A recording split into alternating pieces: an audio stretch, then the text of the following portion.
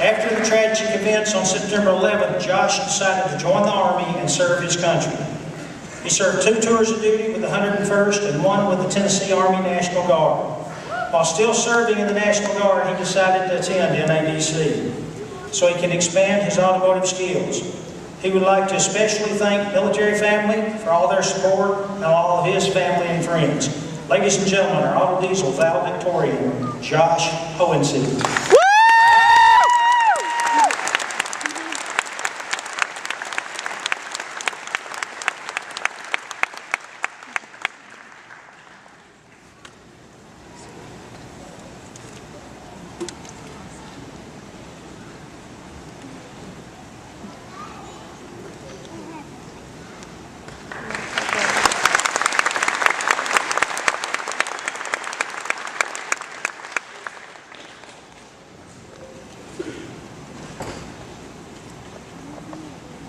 The weak failed, the cowards quit, and then there was us.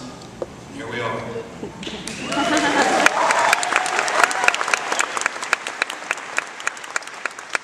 like to thank our honored guests, our guest speaker, president, friends, family, faculty. It wouldn't be right to start without giving thanks, so I'll go on down the list here. Jim, Uncle George, my grandparents, Don and Ann. These are the people that literally shaped my existence. And Bobby Hall, where are you at? Bobby's the man. Appreciate it. Were it not for these people, I wouldn't have had the hand for mechanics that I do. I wouldn't know a thing about computers. I wouldn't know how a small business really runs. I wouldn't know how to chop the top of a subframe 46 Chevy pickup. I wouldn't know that you could be a Mopar and a Chevy guy. And most of all, I wouldn't know what love for family truly is. I'd also like to thank a few teachers that I feel directly contributed to my success as a student here at NADC. Mr. Kaywood, Mr. Leewall, Mr. Keith, Mr. Eller, Mr. Montini, Mr. Jones, Mr. Rader, and Mr. Redden. Now, the question was posed and I was asked to talk about how I got to be where I am today. There's no easy answer to that question, and most days I wonder to myself how exactly everything worked out like it did. It was a mixture of good luck, bad luck, a little faith, and a lot of hard work. I learned a lot of lessons that were hard to swallow along the way, but I'm a better man for it. Now I'm 10 years older than almost everybody here graduated today, so I'll just skip the early stuff and tell you what I did after high school. After I graduated high school, I had a choice to make. I could either take a football scholarship to a Nebraska state school smaller than the enrollment at NADC, or I could go to a vocational school and learn how to work on airplanes. Being that as I was a kid that was picked on the playground, I had a little bit of a chip on my shoulder, and so I took that football scholarship. I should have known better because I didn't exactly tear it up in American Lit, composition, or citizenship issues in high school.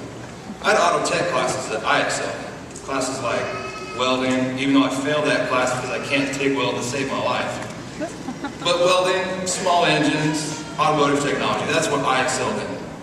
And we're going to pause right there and toss in one of those things to write down for later. Find out what you're good at. Find it out early and get better at it. I can promise you that the world does not run on mediocrity. Be the best at whatever it is that you want to be good at. If you figure out that you're good at laying down some sick metal flake, then do that. If you figure out you're good at rebuilding old cars, then do that.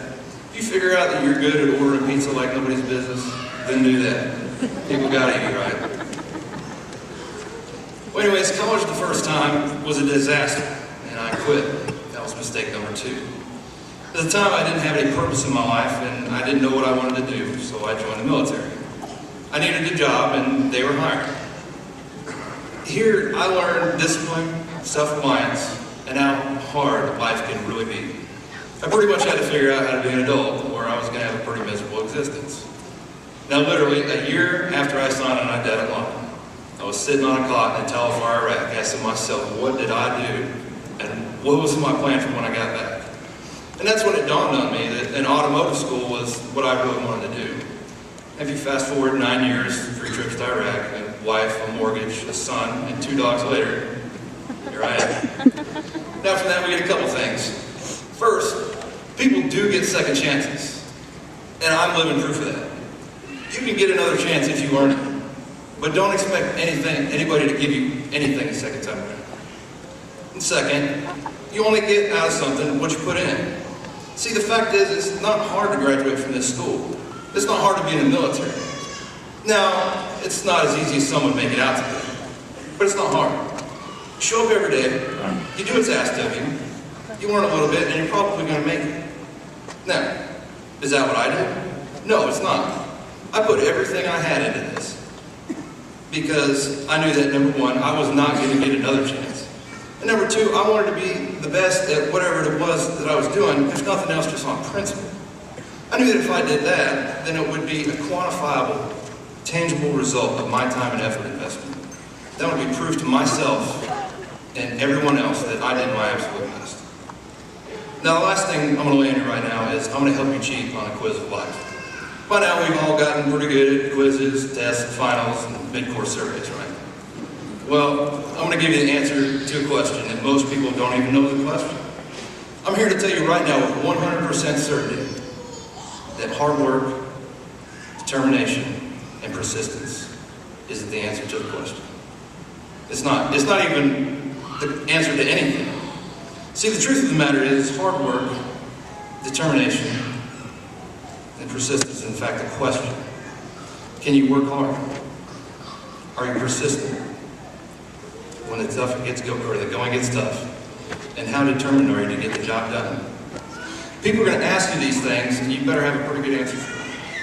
Hard work, determination, and persistence is the question. The answer is yes. Thank you. God bless.